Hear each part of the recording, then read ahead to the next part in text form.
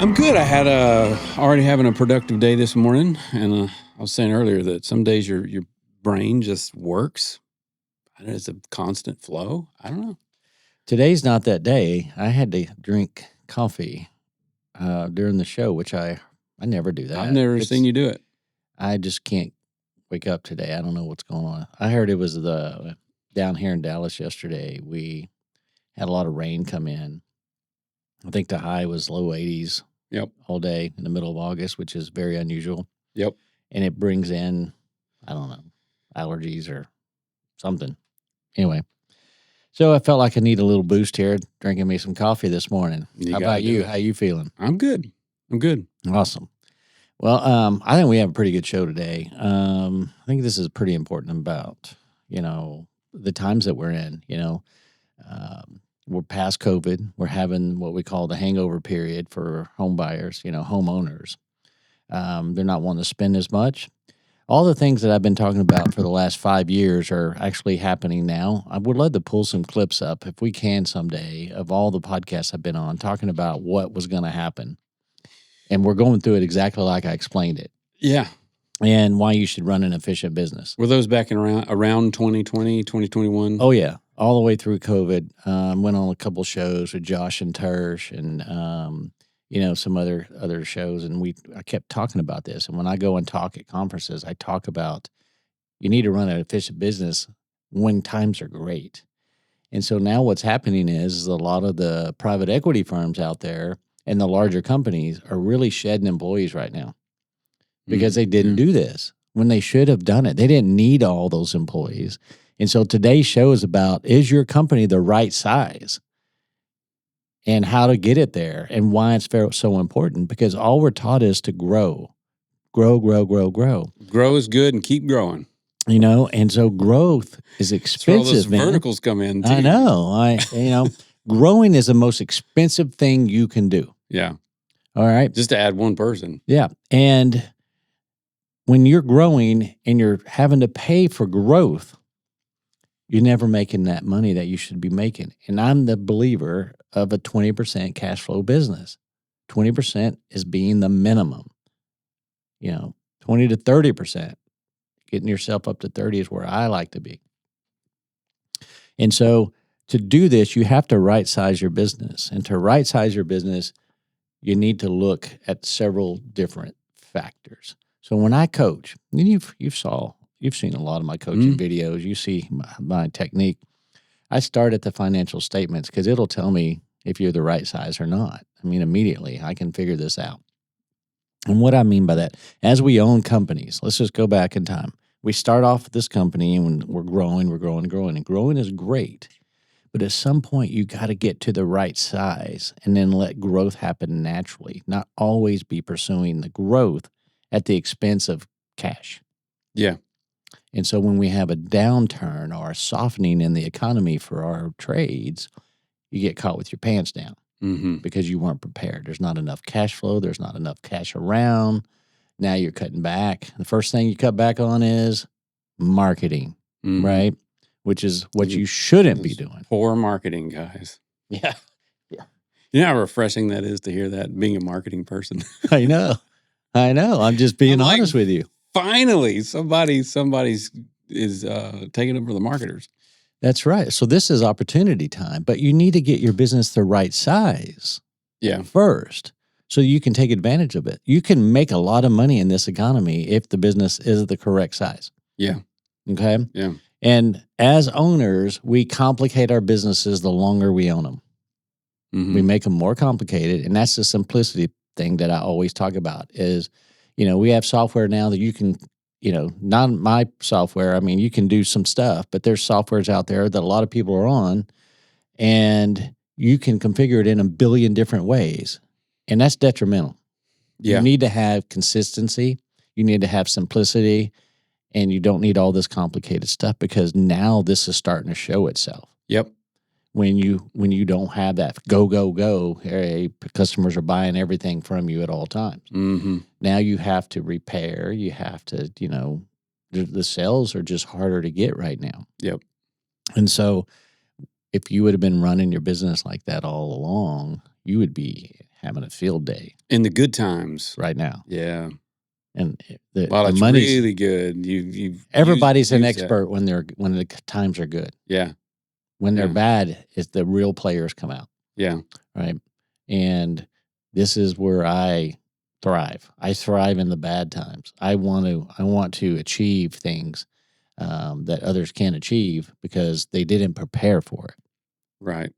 And so I always run my business like it's the bad times, right? Simplified, highly efficient, money making, right? Whether it's good, bad time.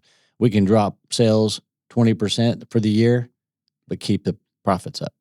Yeah. That's fine. That's fine. Let it drop. But as long as this is going up, Yep. I don't care. Yep. Right. So it's right sizing your business. So let's talk about a couple just simple things that you can check to see if your business is the right size. So first of all, you need to do an employee head count, including the owners. And if it's you and your wife, that's 2 people, okay, that are on the payroll. And so you need to include yourselves. Not household. It's per person. Per person. So every single person in the business, you need a head count, including the owners. Okay. Then you take that number and you divide it by the sales of your company. And if you're under $200,000 per person, there's several things that could be wrong. You could be overstaffed, right? Because more people divides it by more. Mm-hmm. So the number's lower. Maybe your sales for them, it comes back always to the same thing. Your sales per person aren't as high as they should be. And this is just one. And then the next one you need to look at is, okay, so you have X number of people. Let's just say you have 20 people total. That's your head count. Okay. How many support the folks in the field? How many of those 20? Yes. Correct. So that would be the 2 owners, right? If there's 2. Yep. That would be your dispatchers, your managers, That's your direct support. People that are on the payroll, your CPA or whatever you have in the office. Maybe it's not a CPA. Maybe you just have a bookkeeper / HR. Maybe that bookkeeper doesn't even come in. Doesn't matter. Pulling a check. You need to count that as a person. Yep. You got some kids off to the side that you're paying for their college through the business or whatever. Sorry, that's a person. Yep. Okay. Yep. You need to get the real number. What is it? All right. So how many people are supporting the people in the field? And what I see from the bigger companies around the PE firms, the ratios are very low. In some cases, I've seen companies here in town that are negative 1-to-1. So if you had 20 people, and in this situation that I'm talking about, this 1-to-1, that means 10 people are supporting 10 people in the field. That's 1-to-1. 1-to-1. Okay.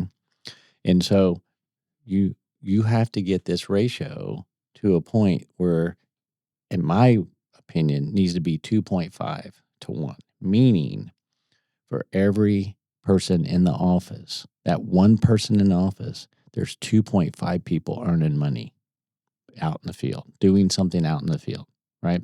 Whether it's your installer, your tech, your salespeople. So for every one person, there's 2.5 people. That's the ratio that I need you to get to. So for every one person, 2.5 should be out in the field. Gotcha. Okay? Yep. And then the other ratio that we were talking about earlier is you have 10. Let's just say you have a $5 million business, okay, and you have, I don't know how many people 30 people in a $5 million business, I would imagine. Okay, and you take that 5 million, you divide it by 30 people, and then you have, what is that number there? So I don't even know what that is. So you have 5 million. I haven't done 5 million divided by 30 in a while. Me either. Used to do it all the time in college. Okay, so this is $166,000 per person. Per person. Okay, so, all right. So this ratio is this. What is your revenue? And divided by everyone that collects a check, even subcontractors. If you're using subs to install your stuff, you have to count that as 2 people because there's 2 people there that are being paid. Same thing. Okay. So you can't cheat the system. You need to use real numbers. And your records have got to be good too. That's right. Yeah. And so these are very easy ways Yeah. to see if you're the right size. Yep. So in this scenario that I just gave, $5 million in revenue, 30 employees, I came up with $167,000 rounded up per person. This is extremely low. Mm-hmm. In my opinion, this should be $200K as a minimum.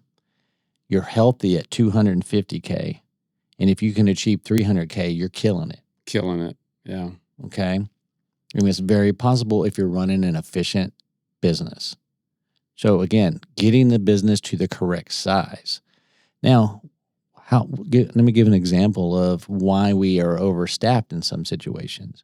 So we can take a tech. You have a technician that just doesn't pull his weight. Maybe he's a troublemaker in a way, right? Just has an attitude, and you're always having to work extra hard for this guy. Getting in accidents. Blah, blah, blah, whatever, But you just keep them, right? You just keep them. And you just keep them, and you just deal with it. Because we've been in a scenario where you just can't find people to work, right? Yep. Well, that's gone now. They're looking for jobs now. A lot of good people are looking for jobs. So did those tables turn? They turn. They turn. They've turned. They have turned. And so you need to upgrade this person, because you can take this mediocre performing person and replace them with a much better person. And now you can improve your ratio without increasing your head count. That's right. Right? Just because that person's super They're bringing in more revenue. duper efficient. They're not requiring 5 people in the office to do half of their work. They're not causing drama, not causing problems, not Exactly. Yep. That is a very important thing you should be doing right now. So you're improving your ratios without cutting your head count. So you should be actively pursuing folks. Oh, but I don't have enough calls. Right? So you're like, I don't know if I can attract someone like this, because I'm having a hard time keeping my guys busy. Yeah. Okay, then you're the wrong size. Right. You have too many people. Okay, maybe on both sides of the equation. You have to get these ratios in line. And it's okay to right size your business. So I'm coaching a guy. I'm going to have him on this podcast. We're setting up a date, which I need you to do for me. I'll do it. And I coached him. He was a plumber, and I coached him for that 90-day course that I do, and we turned his business around. And so now he's educated enough to know what levers to pull when he has a situation. And we review every month. We talk every month. He reviews to me. Anyway, he was having this ratio problem. He wasn't the right size. He was having issues with some of his guys. He just had poor attitude, blah, blah, blah. And I said, it's okay. Just keep your best people and go at it again, right? So he was $2.2 million in revenue, not making any money. Got rid of his problems. Now, it cost him in revenue. It did. His revenue dropped significantly because they were producing something. Yeah. But he got rid of the problem so he could fix the culture of the company. Okay. Yeah. And so his sales went to 1.1, literally half. But he's made the most money at 1.1 than he's ever made in his history. Yep. Because now he's the right size business, and he's doing 29% margins, folks. And I'm not misspeaking here. Yep. 29%. And we're going to have him on the show. We're going to show his financial statements. And because he right-sized his business and he got rid of his issues, he cleaned up, he got better people in the office if he needed to, or got rid of the ones that were causing drama, whatever, same out in the field. Now people are wanting to come to work for him. There you go. He has work. So it's, he right-sized his business. So now there's work for everyone. Mm-hmm. Where guys are going home early at other companies. Man, you talk about kill a culture quick. Yeah. Golly. He's now, they all talk. Yeah. And so it doesn't take long for the word to spread that this company can keep me busy. Yeah. Because I know this for a fact. I own a company, and they're banging on my doors to come work here. Yeah. Because I can keep you busy if I stay the right size. So it's very, very tempting to overstaff. Yeah. But you can't. Yeah. You can't. And it's backwards. People think they would think if he went to 1.5 and he's making more money, it's backwards than what people think. Yeah, it sounds backwards, but it's not. He just right-sized it. Yeah. And It's lean, it's efficient, it's a race car. now we go back to 2.2 because now we're prepared. Yep. And now he's going to just kill it. His business is going to grow because he's going to have the better people. But, he just had to do it. And it's very hard to do. Yeah. Because we get complacent. And you got to right-size the business. Is it some of it complacency? Is some of it comfort? Is some of it maybe just being hard-headed? I'm going to put my head down and keep. A lot of us just change. Yeah. I'm scared to change. Yeah. It's what it always comes down to in this industry. Scared of change. Like this industry's changing so much right now. It's insane. You might as well just change now because right. it's changing anyway. I think the success that I've seen in this industry for myself is because I'm not afraid of change. In fact, I push change constantly. Yep. Right. You see that. You're here every day. Yep. We're always changing to get ahead of the curve, whatever the curve may be. We're thinking about the future all the time. And that curve's coming up much faster. Oh my gosh, it's getting sharper too. Yep.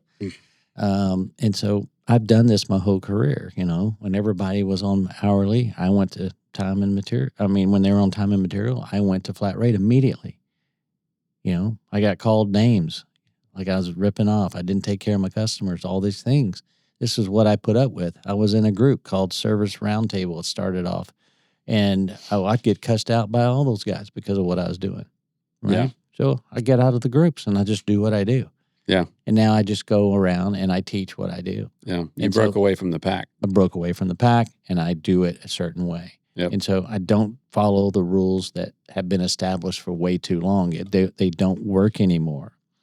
And you got to run a efficient business with great people. And unfortunately, when you can't find help, you take whatever help you can get. Mm-hmm. So this is the great reset for you. Right now is the great reset for you. You can make money even if your business drops 20 or 30% right now. You can still make money. It's not at zero. Yeah. And so improve it now. Simplify it now. This is when you do it. Yep. And getting the business at the right size, no matter what, as you're growing, you're spending money to grow. It's just inevitable. It costs a lot to grow. And then we have low cash flow. And but we're growing and we feel great because, hey, we made more sales. We're doing great. But the thing is, if we could just focus on the cash flow instead of the growth, you would be so much happier and so much less stress. Mm-hmm. And if you're new starting out, let's talk about folks that have young businesses, right? The new guys. Yep. You need to stick to these ratios as much as you can. Mm-hmm. If you're a one trucker, it is what it is. Your ratio technically is higher. It's one person. You did 300,000 in sales. You're at 300,000. But I'm sorry, it's not a business yet. It's still a job. Yep. Right. It is. In my opinion, it's not a real business until you have someone in the office full time. You've got 3 or 4 trucks on the road. Until then, it's a job. Yeah. Okay. It's side money. Yeah. You're making money. Yeah. I hate to call it side money. You're making a living. But you got to start somewhere, Yep. right? We all have to start somewhere. Yep. And so the key is not to make it complicated. And you go to these events, and they get you all rah-rahed on all these different things, spiffs, commissions, bonuses, all these things. And the next thing you know, we got this big bloated payroll system. We've got to have all these people in there to figure it out. Your techs are trying to figure it out. Your department managers trying to figure it all out. Then they turn it over to the payroll department. They're all trying to figure it out. I tell you what, let's hire somebody to figure it out. Let's hire somebody else to figure it out. That's what we do, right? And so all because of the stupid payroll system, that the industry took on from best practices. Maybe they were pushing a company or something at the event that I was just at that I could call and we could pay them to do it. Yeah. I've been at companies, typically when companies are $5 to $12 million, they're way overstaffed. They get themselves so overstaffed, it's incredible. And I went to a company It was actually here in Dallas, and I was walking them all through it, how to right size the business. And they had this payroll system that I don't think Einstein could have figured it out. It was all over the place. It was everything they learned from every conference they've been to. Yeah, that's right. They just put it all in It's there. all in the same. Yeah, It's all in just there, put right? it all together. And it's so confusing. We're just going to put the whole thing. Oh my gosh, different commissions for different things. But if there was a guy there, they got part of it. And then it had a spiff if you did this and a bonus if you did that. And I mean, it was insane. Chart on that thing. And so I went around the table. We had the owner, we had the department managers, we had accounting, we had all these folks in this meeting. And we zeroed in on just the payroll. And I said, raise your hand if you do anything at all with the payroll on a weekly basis. And the entire table raised their hand. Okay. Then I went to the department managers. I go, how many hours? And I really want you to be honest with you. I know your boss is sitting there, but I need to know how many hours a week do you spend getting a spreadsheet done for this stupid payroll system? And you would be surprised. It was insane. 20 hours a week. 20 hours of their week. Half of their week went to a spreadsheet to pay the guys that he could have been managing. You could be doing something extremely productive and working efficient. with getting their sales up, working with culture, working with the things that really matter. Instead, he was in the spreadsheet. Yeah. That's not people. Spreadsheet does not equal people. And spreadsheets are good. Data's good, but. Right. Yeah. But they would come in at 4 or 5 in the morning to get ahead of it. Yeah. To get ahead of it. And they were just working their tail off. And then they're tired. Yeah. Worn out. And then when someone called in and need help, they'd be in a bad mood. And so then those guys won't call in, right? Because that guy's in a bad mood. He's overworked. He's trying to do all this stuff. But then once he got his 20 hours in, he sent it over to the payroll department. And they spend another 20, 40, well, all week basically, I think there was 3 people in the payroll department for a $12 million business. So basically you're sending a big bottleneck down the line. Yeah. And so then they do their verification, and they go through all of it. And then they barely make payroll every week. So everyone's hair's on fire the whole time. The whole freaking time their hair's on fire. Over something they don't even need. Yeah. Right. And so the amount of hours that were wasted that could be productive, that could be in for training, for being available in case someone can't figure something out, all in attitude, having a fresh attitude because you're not worn out. So you can encourage your people to do better. And all these things that just compound and make it worse. And that's just one thing, a payroll thing. We have, in our business, we have dispatchers, but how many jobs have you given a dispatcher that probably isn't a dispatcher job? Right? Yep. And I see this over and over and over. They're doing spreadsheets. They're doing follow-up on some stuff. Not necessarily the calls that they're dealing with, but maybe they're doing follow-up. And the money's flying right by you, basically. Right by them. Yeah. Yeah, it's just, and so what should they be doing? They should be dispatching only so they can get the right call on the right guy and look at, logistics and all this stuff. Mm-hmm. But they can't because you add all these things to them. Yeah. Right? And if you could simplify the business, you wouldn't have to do all that. Yep. You wouldn't have to do all that stuff. What would you say to a person that feels like they would be listening to this right now and they feel like they need to right size it, but it feels too overwhelming? Start in baby steps. Just step back and go, what frustrates me every day? What part of this business frustrates me? Not talking about, obviously we know the money, the cash flow does, right? Yeah. That should be motivation enough, okay? So number one is there's just not enough money. It seems like we're grinding like crazy and we're just not getting there this year, whatever, okay? Well then, what is it? What's causing this friction? What's causing this problem? It's okay if the economy gets soft and your sales go down. That's okay. That happens. That's the ebb and flow of business. But that doesn't mean you overlook or not change things. That means you need to right size the business. Yep. And so you have to look at where your issues are. Who's your problem child? Who gives you heartburn? Why do they give you heartburn? Is it worth to keep them. What's the thing stopping you from cutting that relationship off? Yeah, all those things. Well, just years and years of fear of not being able to replace them, right? Because we're Yeah. so programmed to be growth oriented, right? Sell boxes, sell this, sell that, which is what we're supposed to do. But we get so pigeonholed in that Mhm. we just neglect the whole business. We Yeah. just put everybody's hair on fire and say, "Go figure it out." That's what we do. You Yeah. just look. I don't care. Just go figure it out. I'll light your hair on fire right now, and then, at the end of the day, you extinguish the fire, you come back in the next morning, Yeah. you fire it up again. Here we go. We're going to get these And it fireworks just and stick 'em happens down your- over and over Yeah. and over and over again. Yeah. And that is the cycle that we get ourselves in. And so this is opportunity time.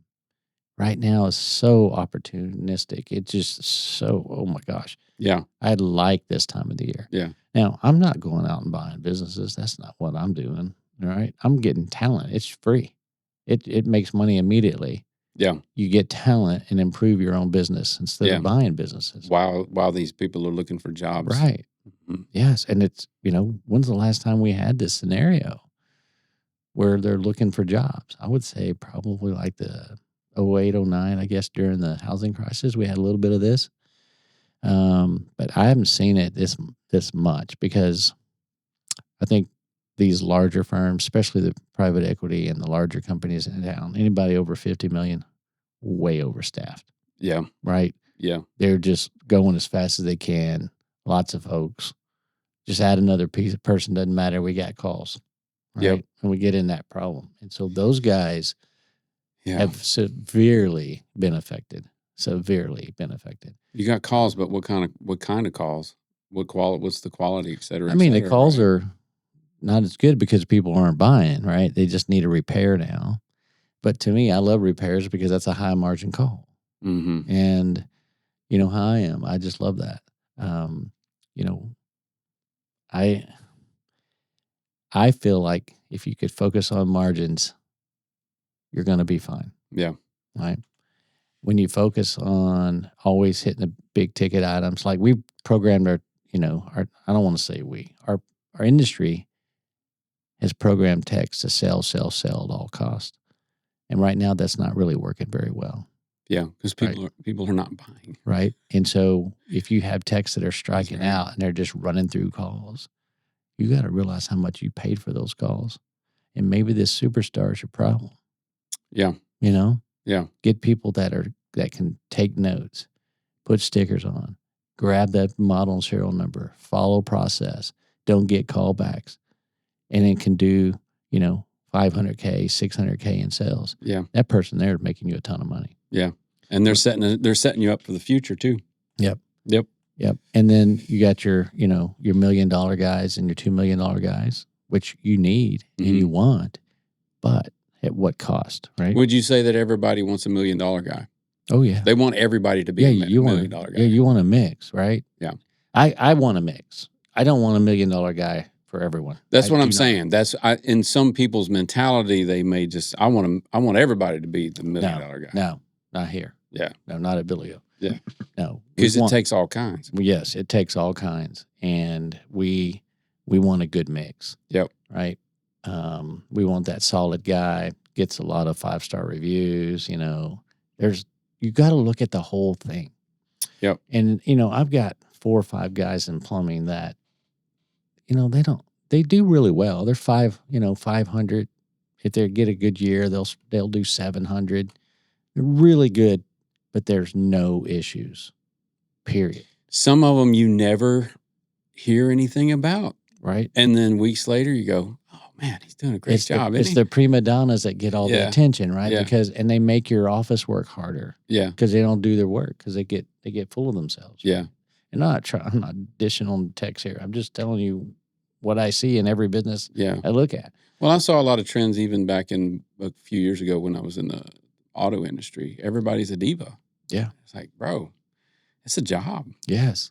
Learn your craft. Yeah. Teach them their craft. Make them part of being better at what they do and not always be about, that's where commission is a problem, right? Paying on commission, the guy only makes money if he sells something, and he only wants to sell something if it's big. Yeah. And if it's small, you miss. He gets it, it's 0 ticket, and you're off and you're running after another one. Those days are gone right now. You can't do that right now. Yeah. You have to spend time with each customer, and you have to get something. Guys, there's three things that have to happen on a call. 3 selling, and I'm going to do a podcast on this. This will be our very next podcast. But there's 3 types of selling, and unfortunately, all we teach is upsell, upsell, upsell, right? Yep. That's all we teach. That's all we preach. That's all we focus on.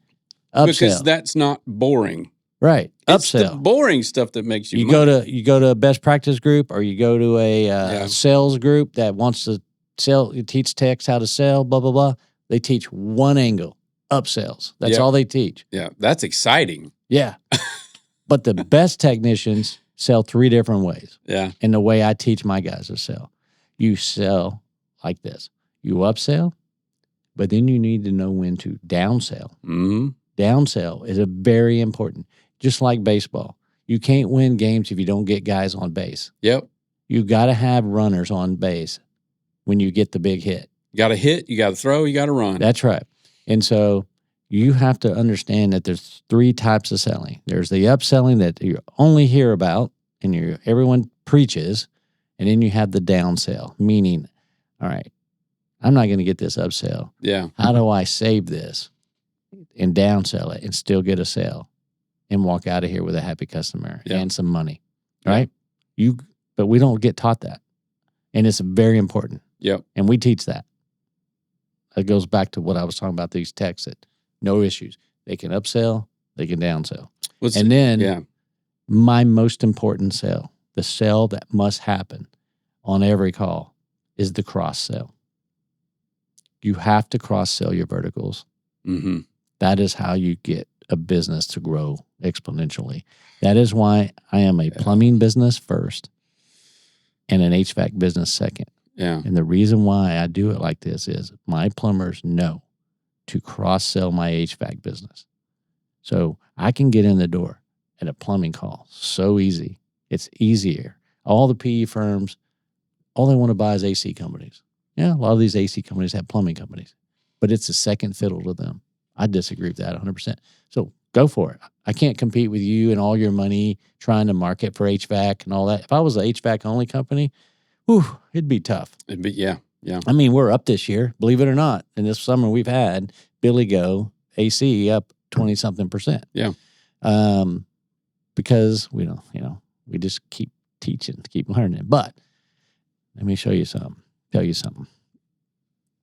When you know these 3 types of selling, the revenue will come. All right. When we're paying so much for leads, you have to do these 3 types of selling. If you're a one-dimensional upsell only, if you're going to pay for the lead, get as much out of it as possible. Right. That's right. And so you have to learn these 3 types of selling processes, and you have to be able to upsell. You have to know when to downsell, and you always cross sell. Yep. It's kind of like I was thinking. You said downshift earlier, and you own a motorcycle track, right? Yeah. If you told one of those guys to come out there and just lay on the gas and go at this speed, he's just going to crash. Yeah. For the entire, that's a dangerous proposition. Can't do it. You got to go slow to go fast, right? Yep. And this is the process here. But by cross selling, using and we do it both ways, right? If we get a new customer in HVAC, and so we count our new customers on the daily. We have KPIs. It's all about new customers, members, non-members. We have them in different buckets, and we see how they're buying. We see all these different things, but we collect. That's a score that you and Cooper are held liable for, right? What did we spend to get new customers, and how many did we get? Yep. All right, that is what you're actually tasked with getting. Right. And so we are working very hard to get these new customers. But what we get with these new customers is we get 2 opportunities because we're telling that new customer about our other vertical. Yep. And we set up a call for that other vertical as well. When we put them on that membership, we have got them now in both verticals. All right. So now we have an opportunity to make money in several different forms with this customer. Yeah. Over time, right? And so we cross-sell constantly.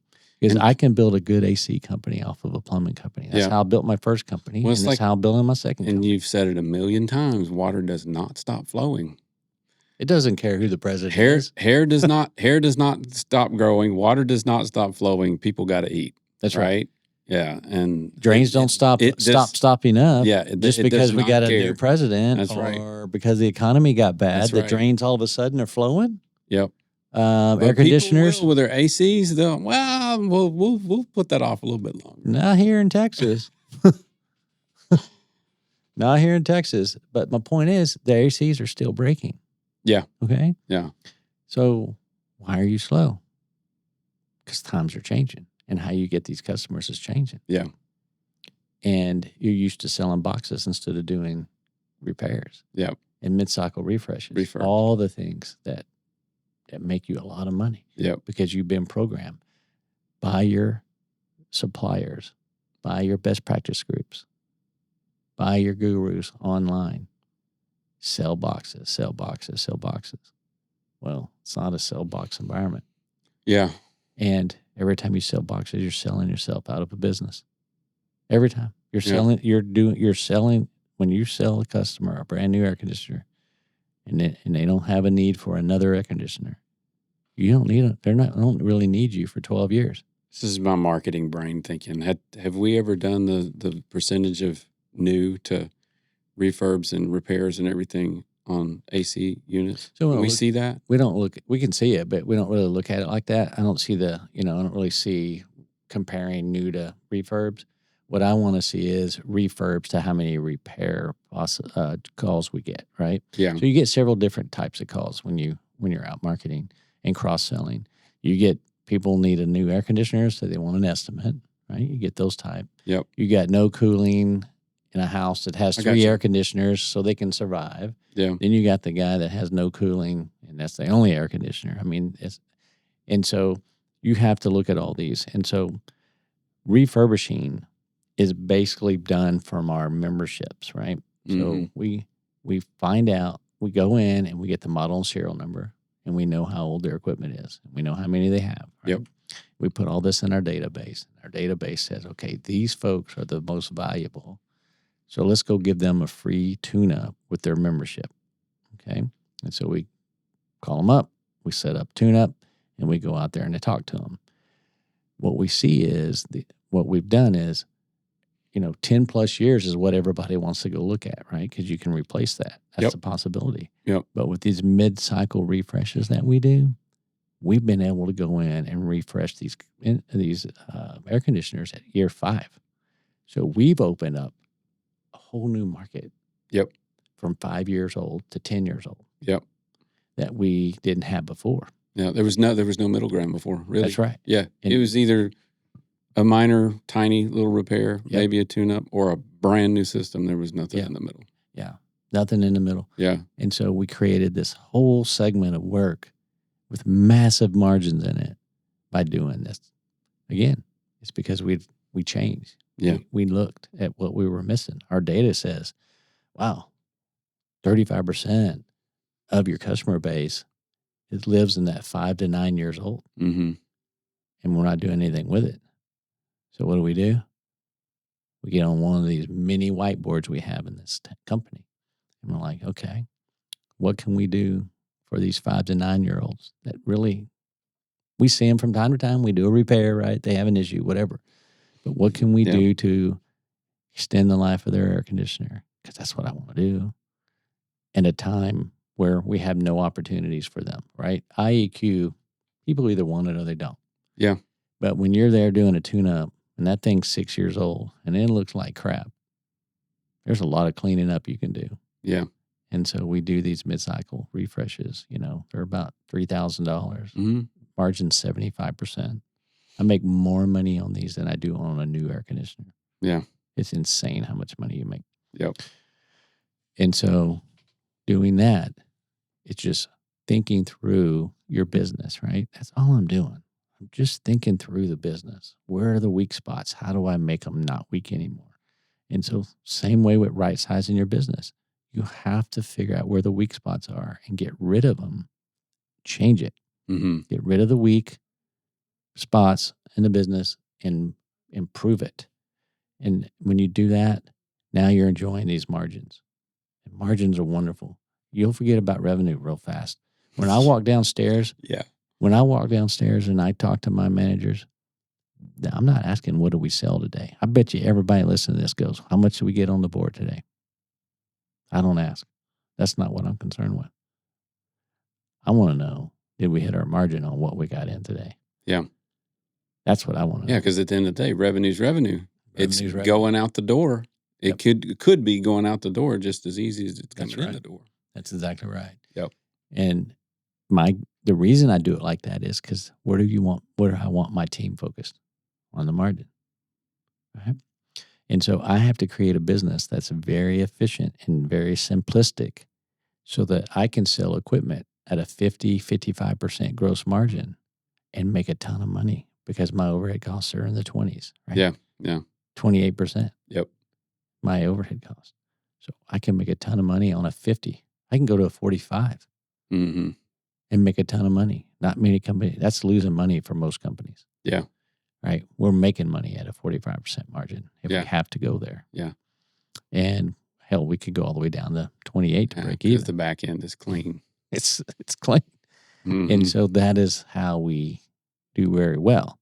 But at the same time, if I'm getting a 75 on a midlife refresh, I'm not talking about a new system. I'll show them the price of a new system to make the refresh seem affordable. Yeah. You're damn right I'm going to do that. So you want to pay this? Here in the near future, or we want to extend the life of this thing here. Yeah, that's right. Right? Yeah. And so think about it like this. If it's 6 years old and I do this mid-cycle refresh, in 6 years, I'll probably get it again. Or in 4 years, I get it again.